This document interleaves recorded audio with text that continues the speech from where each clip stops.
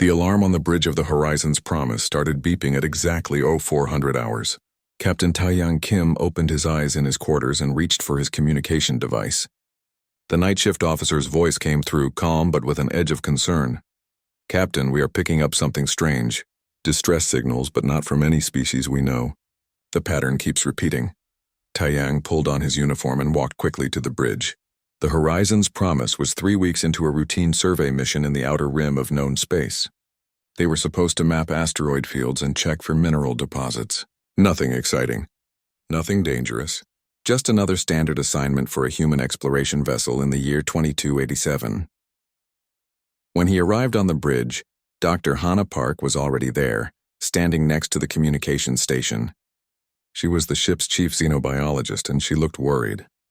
Her dark eyes were fixed on the screen showing wave patterns of the mysterious signals. "It's beautiful," she said softly. "The mathematical structure of these signals. I have never seen anything like this before." Taeyang looked at the data. The signals were coming from a solar system about 6 light-years away. They had been transmitting for what looked like several months, maybe longer. He pulled up the star charts. The system was not on any major route. No known settlements. No previous contact reports. "Our orders are to continue the survey mission," Lieutenant Do-hyun Lee said from the security station. He was young but capable, always following protocol. "Command wants us back in 3 weeks." Taeyang stared at the screen for a long moment. Someone out there was calling for help. Someone was in trouble. He had been in space for 15 years and he knew the rules. But he also knew what felt right. "Change course," he ordered. "Set coordinates for that system. Maximum speed." The journey took 2 days. During that time, Dr. Hannah Park worked constantly to decode the signals. She discovered that they contained images, sounds, and what looked like mathematical formulas. By the second day, she had put together enough pieces to understand what they were hearing.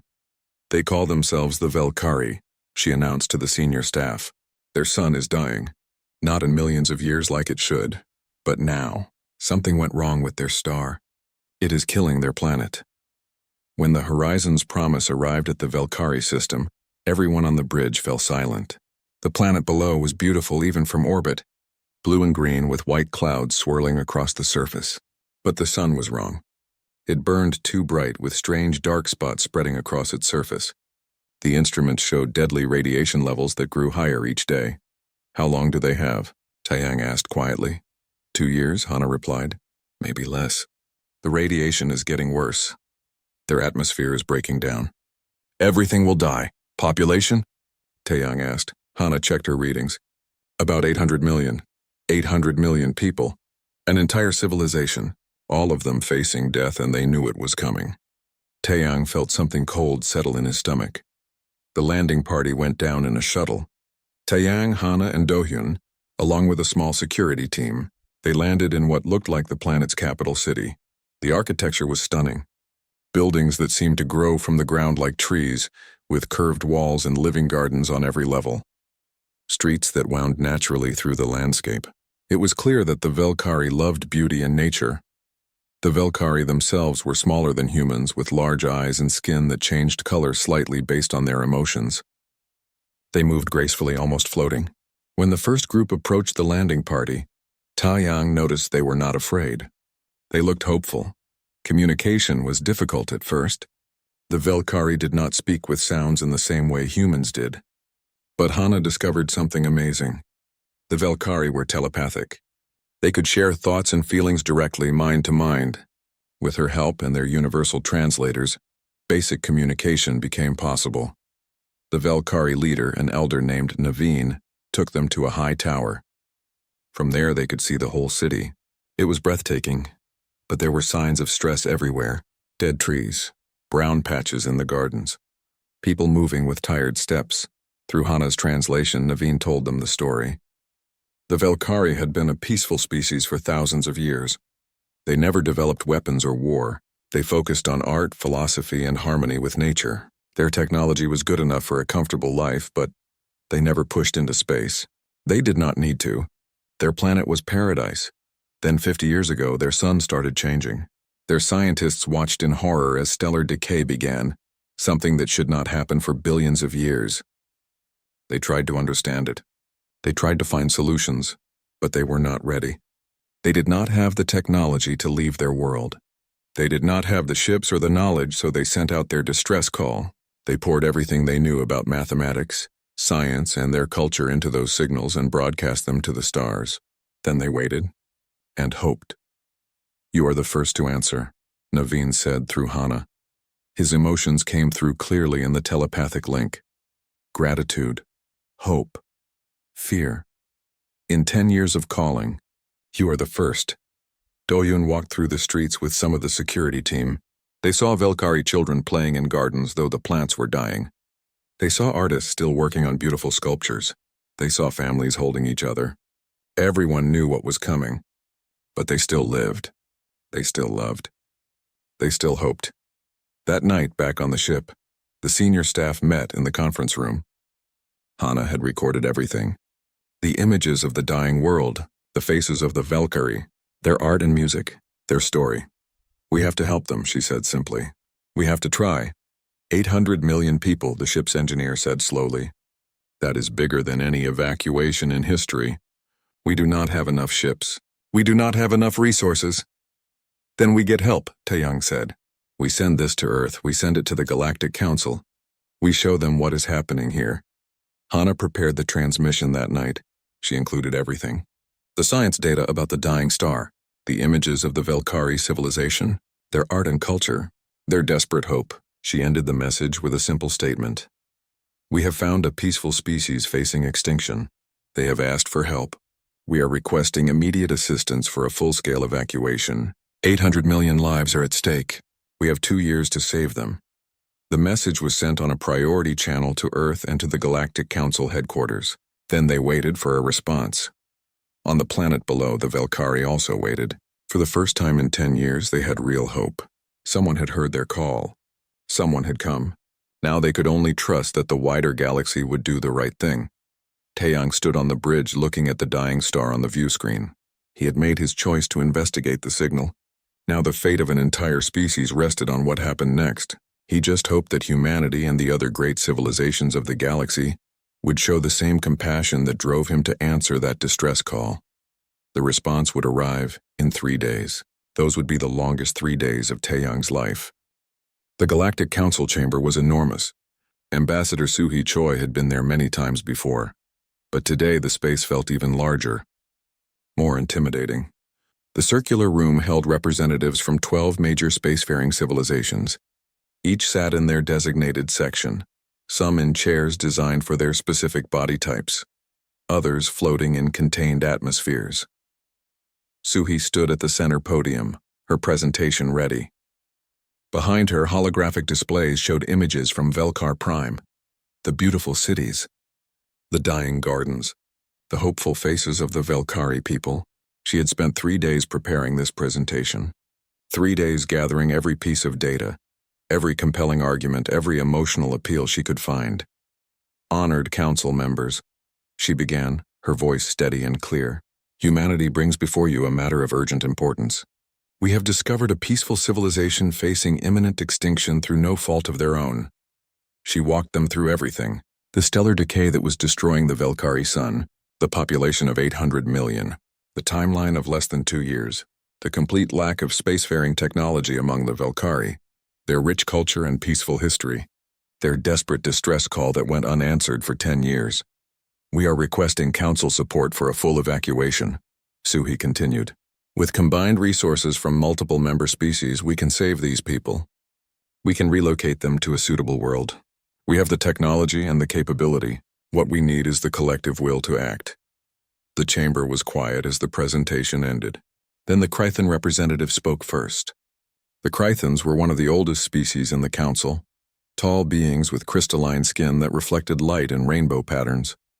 Their representative's voice came through the translator with a tone of calm certainty. "This is a natural event," the Krythan said. "Stars die. Species die. This is the way of the universe. To interfere would be to disrupt the natural order. The Velkari had billions of years to develop space travel. They chose a different path. Now they must face the consequences of that choice." Suhi felt her jaw tighten but kept her voice professional. "With respect, council member, the stellar decay is not natural. It is a rare cosmic event that occurred millions of years ahead of schedule. The Velkari could not have predicted or prepared for this. The Zendari representative spoke next. The Zendari were a powerful military species, practical and direct in their thinking. The resources required for such an evacuation would be massive. We have our own expansion projects, our own colonies that need support. We cannot justify diverting ships and personnel for a species that offers no strategic value to the Council. Strategic value, Suhi repeated, unable to hide her frustration.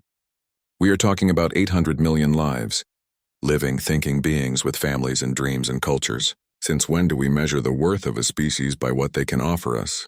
The Kulathi representative raised a tentacle to speak. The Kulathi were ancient and wise, or so they claimed. Their laws and philosophies shaped much of Council policy. Ambassador Choi, we understand your emotional response.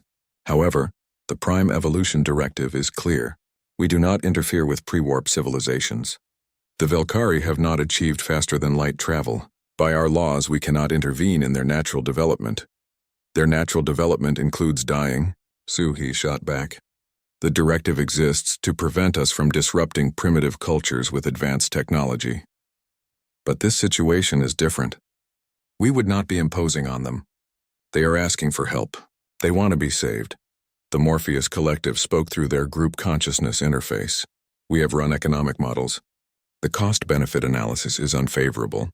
The expense of evacuating and resettling the Velkari would strain Council resources for decades. The return on investment is minimal. They have no unique technology, no rare resources, no strategic location. It is simply not economically feasible. Suhi looked around the chamber. One by one, the other species offered their own reasons for refusal. Too expensive, too complicated. Not our responsibility. Against our principles. Bad precedent. Every argument boiled down to the same thing. The Velkari were not worth the effort. What about simple compassion? Suhi asked, her voice rising despite her efforts to stay calm. What about doing what is right, not what is easy or profitable? You all claim to be advanced civilizations. You have great technology and vast resources. But what good is any of that if you turn away when someone needs help? The Council President, an elderly Threxian with wise eyes, spoke gently. Ambassador Choi, we understand your position. Humanity is still young in the galactic community. You have not yet learned that we cannot save everyone. Resources are limited. Difficult choices must be made. The Council has voted. We will not be providing assistance for the Velkari evacuation. The session ended. Suhi walked out of the chamber feeling hollow inside. In the corridor, her assistant met her with a sympathetic look. I am sorry, Ambassador. You tried your best, Suhi shook her head.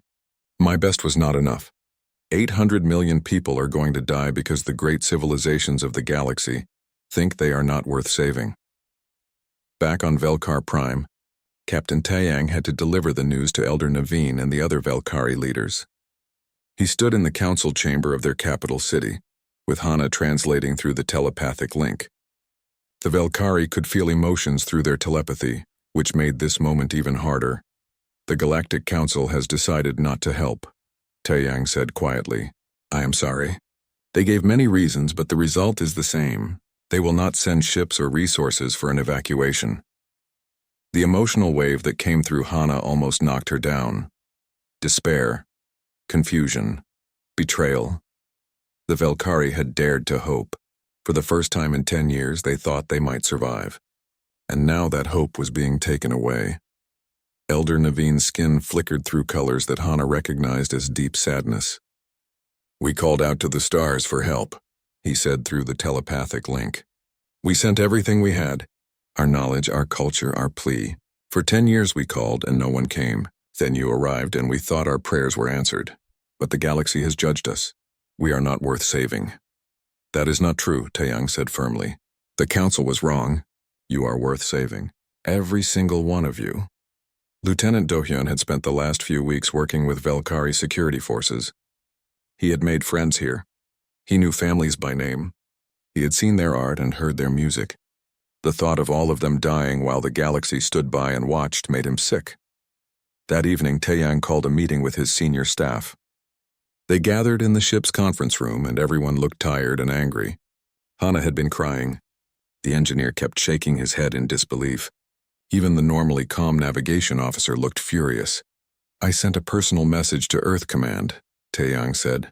I told them what happened at the council. I also sent all of Hana's research and recordings to every major news network on Earth. The people need to know what is happening here. They need to see the Valkyrie. Then maybe, just maybe, public pressure will force our government to act. You think humanity would do this alone? The engineer asked. Without council support? That would be massive. It could strain our entire economy. I know, Taeyang replied, but I also know humans. We are stubborn. We do not like being told something is impossible. And we definitely do not like watching good people die when we could help them. Back on Earth, Hana's recordings went viral within hours. Images of Valkyrie children playing in dying gardens, families holding each other as their son killed their world, artists still creating beauty even as they faced extinction. The story was everywhere. News programs ran special reports. Social media exploded with outrage at the council's decision. Protests formed outside government buildings. People carried signs saying, "Save the Valkyrie and we are better than this." Online petitions gathered millions of signatures in days. The public message was clear. Humanity wanted to help, regardless of what the Galactic Council said. The United Earth government held emergency sessions. Politicians argued and debated. Some said it was too expensive, too risky. Others said it was the right thing to do. The pressure from the public kept growing. Eventually, the decision would have to be made. On Velkar Prime, the Valkyrie watched and waited. They could see the human discussions being broadcast. They could feel the passion in the voices of the human protesters. It was strange and wonderful. These aliens, who had only known them for a few weeks, cared about their survival. The galaxy's great civilizations had abandoned them, but maybe humanity would not. The answer would come soon, and it would change everything. The announcement came from the United Earth government at 1200 hours on a Tuesday. Admiral Jiho Kwan watched the broadcast from his office on the military space station above Earth. He had expected this decision, but hearing it made official still sent a chill through him. The president spoke clearly and firmly. The Galactic Council has refused to help the Valkyrie people. They have been abandoned by the galaxy's great civilizations, but humanity will not abandon them. Today I am authorizing Operation Sanctuary. We will evacuate every Valkyrie who wishes to leave their dying world. We will do this alone if we must. Because it is right. Because they asked for help. And because we are human. The speech continued, outlining the massive commitment of resources. Military transport vessels would be converted to carry civilians. Commercial shipping companies were being asked to volunteer their fleets. Emergency habitat construction would begin immediately in orbit around Velkar Prime. Every available engineer, doctor, and coordinator would be mobilized. Admiral Jiho had been given overall command of the operation. He was 60 years old, a veteran of Earth's colonial expansion and 2 minor conflicts with pirates. He had commanded fleets before, but never anything like this. 800 million people. Less than 2 years. It was the largest logistical challenge in human history. His first call was to Yuna Shin, the best space engineer in the solar system. She was working on a civilian station near Mars when he reached her. Her face appeared on his screen, looking tired but determined. "I saw the announcement," she said before he could speak. "I already have preliminary designs for temporary orbital habitats. We can build them fast if we use modular construction." "How many do you need?" "Enough to house 800 million people while we search for a new homeworld," Jiho replied. "Can it be done?" Yuna laughed, but there was no humor in it. "It will be the hardest thing I have ever done, but yes, we will make it work." The mobilization began immediately. Every major shipyard in human space went to full production. Military vessels that were designed to carry troops and equipment were retrofitted with civilian accommodations. Commercial cargo haulers installed life support systems for passengers. Even luxury cruise ships volunteered to make the journey to Velkar Prime. On Velkar Prime, Captain Taeyang worked with Dr. Hana Park and the Valkyrie leaders to organize the evacuation. It had to be systematic. Children and elderly first, then families. Essential personnel would stay longest to maintain order and infrastructure until the very end. The first human relief fleet arrived 3 weeks after the announcement. 50 ships of various sizes and designs. They came from all over human space, their crews volunteering for what would be a grueling mission. Lieutenant Do-hyun helped coordinate the initial landing operations in the capital city. The first group of Velkari to leave were children from an orphanage in the southern continent. 200 small beings with wide eyes and nervous movements. They had never been in space before. They had never imagined leaving their world. Do-hyun stood at the loading ramp as they filed onto the transport ship. Some were crying. Others tried to be brave. All of them carried small bags with their most precious belongings. A young Velkari girl, her skin shifting between blue and green with anxiety, stopped next to Do-hyun. She looked up at him with those large eyes. Through Hana's translation, she asked a simple question. Will we really be safe? Do-hyun knelt down to her level. I promise, he said. We will keep you safe, all of you. The girl's skin shifted to a warmer orange color. Hope. Then she walked onto the ship with the others. In orbit, Yuna and her engineering teams worked around the clock. The habitat stations were massive structures like floating cities. Each one needed life support, power generation, water recycling, food production, medical facilities, and living quarters for millions. The construction was happening faster than anyone thought possible, but it still was not fast enough. The radiation from the dying sun was getting worse. Scientists had revised their estimates downward. Not 2 years. Maybe 18 months. Maybe less. The evacuation schedule had to be accelerated. Ships came and went in an endless stream. Each one carried thousands of Velkari away from their doomed world. The scenes at the spaceports were heartbreaking. Families saying goodbye to their homes, taking one last look at the cities they had built over centuries, carrying whatever pieces of their culture they could fit in a bag. Hana coordinated with the Velkari cultural leaders to preserve as much as possible. Digital copies of their art and literature, seeds from their plants, samples of their music, physical artifacts that held special meaning. Everything was carefully cataloged and loaded onto dedicated archive ships. 5 months into the operation, disaster struck. A transport ship carrying 12,000 Velkari suffered a critical failure in its main reactor. The ship was stranded in the outer system, power failing, life support dying. They had maybe 6 hours. Do-hyun's ship was closest. They pushed their engines beyond safe limits, racing against time. When they arrived, the stranded ship was dark and cold. Emergency lights flickered weakly. Do-hyun led the rescue team aboard, moving quickly through corridors filled with frightened Velkari. There was not enough room on his ship for everyone, not even close. Do-hyun made the call to strip out everything non-essential. Cargo holds emptied, crew quarters packed beyond capacity. They fit people wherever they could. In hallways, in storage rooms, anywhere with air. They saved every single one. 12,000 Velkari crammed into a ship designed for 3,000. It was uncomfortable and scary, but they were alive. When they finally reached one of the orbital habitats, the entire Velkari population already there came out to greet them. It was the first time the humans heard a Velkari celebration song. It sounded like wind chimes mixed with whale calls, beautiful and strange. Yuna made her breakthrough 6 months into the operation. She found a way to triple the capacity of the habitat stations by redesigning the life support systems. It was brilliant and risky, using Velkari biochemistry research that Hana had provided. The new system worked better than anyone hoped. Suddenly, they had room for far more people, and the timeline pressure eased slightly. Stories spread through both human and Velkari populations.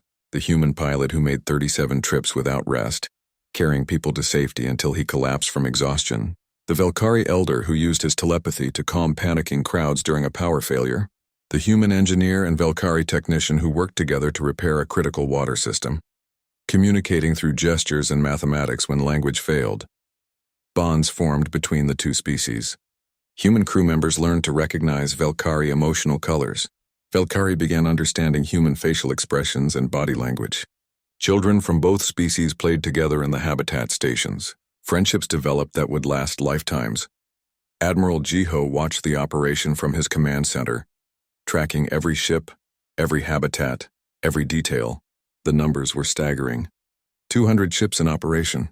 15 massive habitat stations completed and occupied. 500 million Velkari evacuated so far. 300 million to go. On Earth and in human colonies, the sacrifice was real. Resources that would have gone to new settlements were redirected. Military expansion plans were put on hold. Taxes increased to fund the operation. Some people complained, but most understood. They had seen the images. They knew what was at stake. 10 months into Operation Sanctuary, Captain Taeyang stood in the highest tower of the Velkari capital one last time. Elder Naveen stood beside him. The city below was almost empty now. Most of the population had been evacuated. Only essential personnel remained, and they would leave on the final ships in a few weeks. The sun looked wrong in the sky. Too bright, too angry. Radiation warnings had reached critical levels. The atmosphere was breaking down. Plants were dead or dying across the entire planet. You kept your promise, Naveen said through Hana's translation. His telepathic emotions were clear. Gratitude, deep, overwhelming gratitude. You saved us. When no one else would. When we had lost all hope, you came. And you did not give up? Taeyang looked at the dying world, at the beautiful architecture that would soon be destroyed, at the gardens that once held such life. We could not just watch you die, he said simply. That makes you different, Naveen replied. That makes you special. The galaxy will remember this. We will remember this. Forever. 3 weeks later, the last ship left Velkar Prime. On board were the final Velkari who had stayed to the end, watching over their world until the very last moment. As the ship pulled away, they looked back at their planet one final time. Their home, their history, everything they had known. It was gone now, but they were alive. 800 million people, saved by a species they had only just met. Operation Sanctuary was complete. The sanctuary stations floated in neutral space like artificial moons. 15 massive structures, each one a city unto itself, housing millions of Velkari refugees. From a distance, they looked almost beautiful, their metal surfaces catching starlight, their windows glowing with life inside. Minho Kang arrived at Station 7 on a cold morning by station time. He was the newly appointed director of Velkari resettlement, which meant his job was to find these people a new home. He was 35 years old, a planetary scientist who had spent his career studying potentially habitable worlds. Now he faced the biggest challenge of his life. The inside of Station 7 was surprisingly warm and alive. The Velkari had not simply accepted shelter. They had made these cold metal spaces into homes. Colorful fabrics hung on walls. Gardens grew in every available space using seeds saved from Velkar Prime. Music drifted through the corridors, that strange and beautiful sound of Velkari singing. Minho met with Ambassador Keelan, who had been the planetary governor of Velkar Prime. Keelan was adapting to his new reality, but the loss still showed in the shifting colors of his skin. Through Dr. Hana's translation, they discussed the search for a new homeworld. We need specific conditions, Keelan explained. Our biology is very particular. The atmosphere must have the right mix of gases. The gravity cannot be too different from our old world. We need certain minerals in the soil, and the light from the sun must fall within a specific spectrum, or our plants will not grow. Minho nodded, making notes. It would not be easy. I have survey teams checking dozens of systems, he said. We will find something. I promise. Life on the stations developed its own rhythm. The Velkari worked alongside humans to maintain the systems and grow food. Cultural exchange happened naturally. In the education centers, Velkari children and human children learned together. A young Velkari girl named Ariel became friends with a human boy named Marcus. They could not speak each other's languages perfectly, but they found ways to communicate through games and drawings. The Velkari shared their art and philosophy. Their paintings did not just show images, but somehow conveyed emotions directly. Human artists who studied with Velkari masters found their own work changing, becoming more expressive. The Velkari meditation techniques, which used their natural telepathy, could not be fully replicated by humans, but trying them helped with stress and anxiety. The music was perhaps the most beautiful exchange. Velkari songs operated on frequencies humans could barely hear, but the emotional content came through clearly. Human musicians began collaborating with Velkari singers, creating new forms of music that blended both species' traditions. These concerts became hugely popular, broadcast throughout human space. Lieutenant Do-hyun had requested assignment to station security, working to keep the peace on the stations. Most days were routine, but the job gave him the chance to interact with Velkari families. He had become particularly close to one family. The father, whose name translated roughly as Bright Wind, worked in agriculture. His partner, Soft Song, was a teacher. They had 3 children, including young Ariel. One evening, Brightwind invited Do-hyun to their quarters for dinner. It was the first time a human had been invited to a traditional Velkari family meal.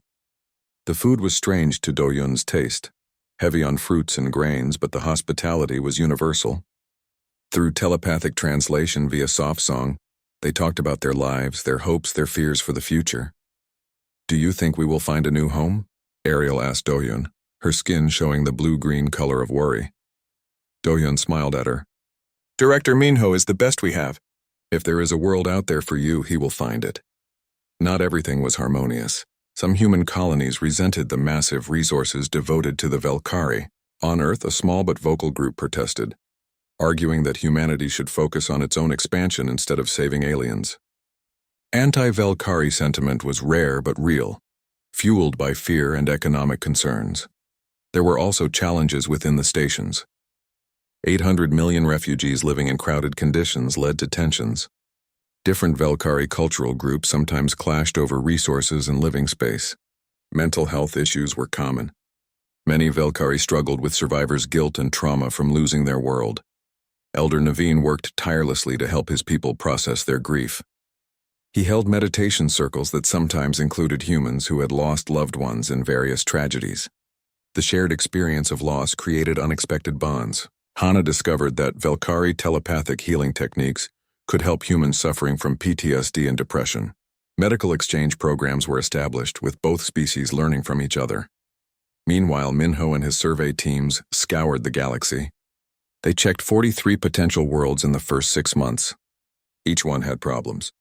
Too much gravity, wrong atmospheric composition, toxic minerals in the soil, unstable weather patterns, native life forms that might be dangerous. Finding the perfect match was proving harder than expected.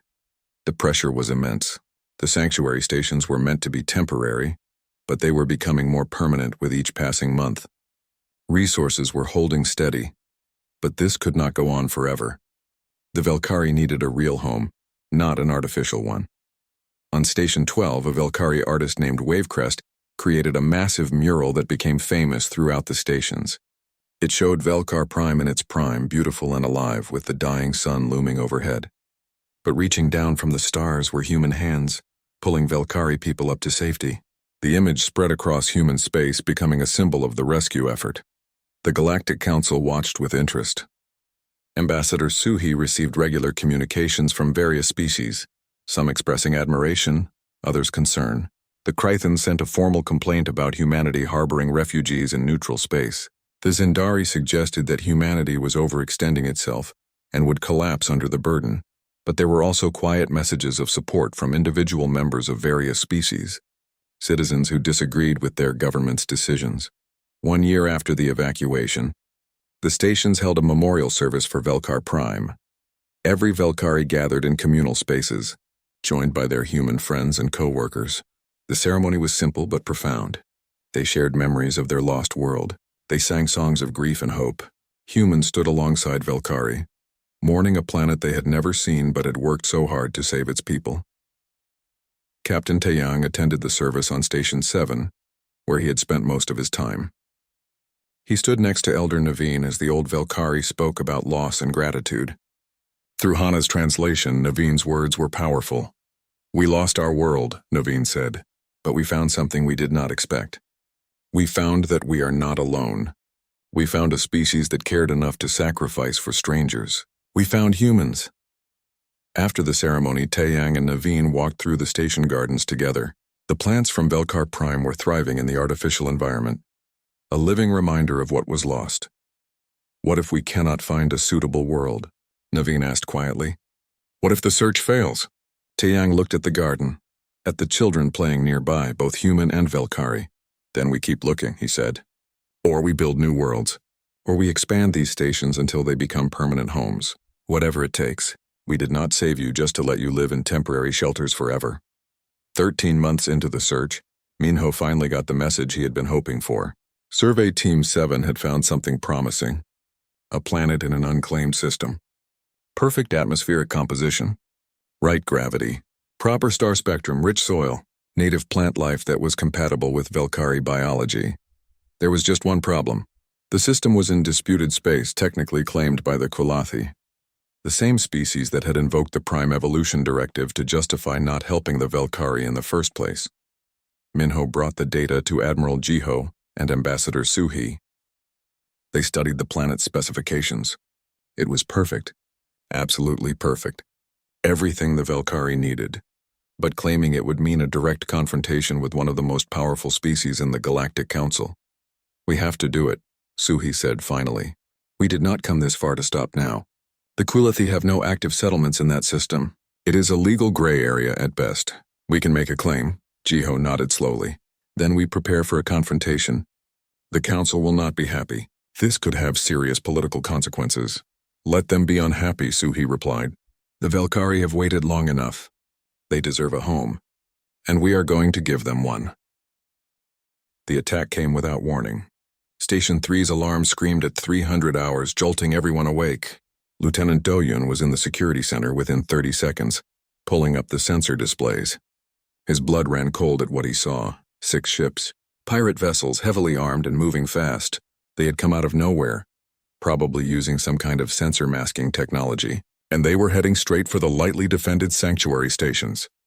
"Battle stations," Do-Yun ordered, his voice calm despite the fear racing through him.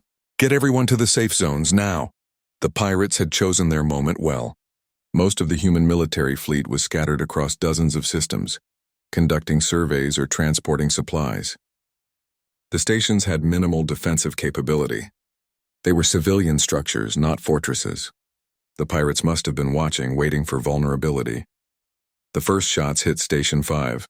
Energy weapons tore through the outer hull, decompressing entire sections. Emergency bulkheads slammed shut, containing the damage, but hundreds of Velkari were trapped in the affected areas. The pirates broadcast their demands. They wanted supplies, ships, and a massive ransom paid in rare metals. They had calculated that humanity had overextended itself and would be forced to negotiate. Admiral Jiho received the reports on his flagship, which was 2 days away at maximum speed. 2 days too long. He immediately ordered every available ship to converge on the stations, but it would take time. The stations were on their own. What the pirates had not expected was the Velkari themselves. The peaceful species that had never known war were about to show what they could do when pushed. On Station 3, Elder Naveen gathered a group of the most powerful telepaths. The Velkari had always used their mental abilities for communication and healing, never for combat. But desperate times called for desperate measures. Through their telepathic network, they connected with human defenders across all the stations. Suddenly, every human security officer, every pilot, every defender could feel the thoughts and positions of all the others. It was like having perfect military coordination without any communication delay. Do-Hyun could sense his fellow officers on other stations, could feel their strategies forming, could coordinate attacks with perfect precision. The small defensive fleet that protected the stations moved with unprecedented coordination. They knew where each pirate ship would be before it got there. They attacked weak points with perfect timing. 3 human ships working together like one mind destroyed a pirate vessel within minutes. Young Ariel, the Velkari girl who had befriended human children, proved to have an extraordinary gift. Her telepathic range was wider than any adult. She sensed a second wave of pirate ships approaching from an unexpected direction, hidden in an asteroid field. Her warning gave the defenders 15 minutes to prepare. Those 15 minutes saved thousands of lives. The battle raged for 6 hours. The pirates had more firepower, but the defenders had something better: unity, perfect coordination, and the determination of 2 species fighting side by side to protect their home. When Admiral Jiho's fleet finally arrived, the fight was already over. 3 pirate ships had been destroyed. The other 3 had retreated, badly damaged. The stations had taken hits and there were casualties, but they had held. Humanity and the Velkari had defended their sanctuary together. The victory was bittersweet. 200 humans and 400 Velkari had died in the attack. Memorial services were held across all the stations. But something had changed. The Velkari were no longer just refugees being protected. They were partners, defenders of their own future. Do-Hyun began training the first joint human Velkari security force. The telepathic coordination that had saved them during the pirate attack became standard procedure. Velkari telepaths were assigned to every security team, every ship crew, every defensive position. The result was the most effective defensive network humanity had ever seen. But another crisis was brewing. The Galactic Council had been monitoring the situation, and they were not pleased. 3 weeks after the pirate attack, a council delegation arrived at the stations. Ambassador Suhi met them at Station 7, with Captain Taiyang and Admiral Jiho present. The delegation was led by the same Kolethi representative who had invoked the Prime Evolution Directive months ago. Her message was clear and threatening. The sanctuary stations violated territorial laws. They were in neutral space, but their presence was causing tension. More importantly, humanity's claim on the planet Minho had found was unacceptable. The system you are attempting to claim belongs to the Kolethi hegemony, the representative declared. We have held those rights for 3 centuries. Your settlement of refugees there would be an act of aggression. Suhi stood her ground. You have no active settlements in that system. No permanent presence. It is an empty claim on paper. Meanwhile, 800 million people need a home you refuse to help provide. That is not relevant, the Kolethi replied coldly. The law is clear. You must abandon your plans for settlement, and you must begin removing these stations from neutral space immediately. And if we refuse? Jiho asked quietly. The Kolethi representative looked at him with cold eyes. Then the council will be forced to take action.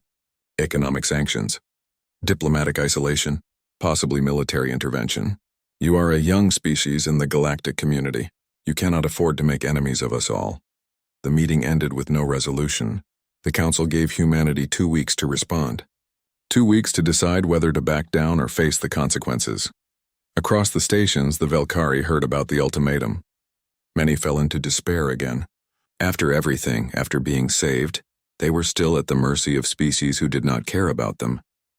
The galaxy was telling them once again that they did not matter. But on Earth and in human colonies, the reaction was different. Anger, defiance. People had watched the pirate attack. They had seen humans and Velkari fighting together, dying together.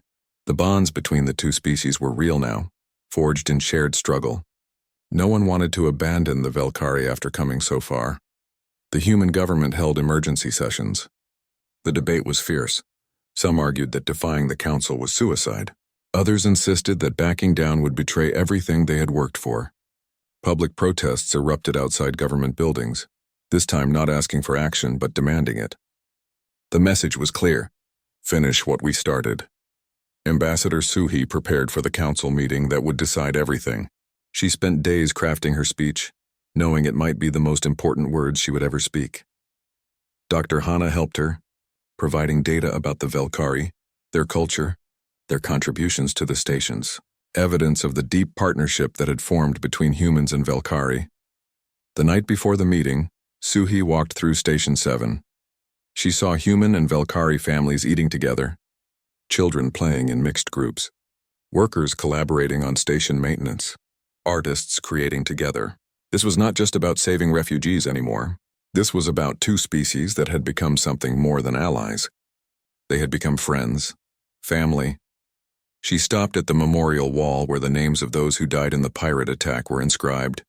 Human names and Velkari names side by side. They had bled together. They had mourned together. Now they would face the council's judgment together. Elder Naveen found her there, his presence calm and reassuring.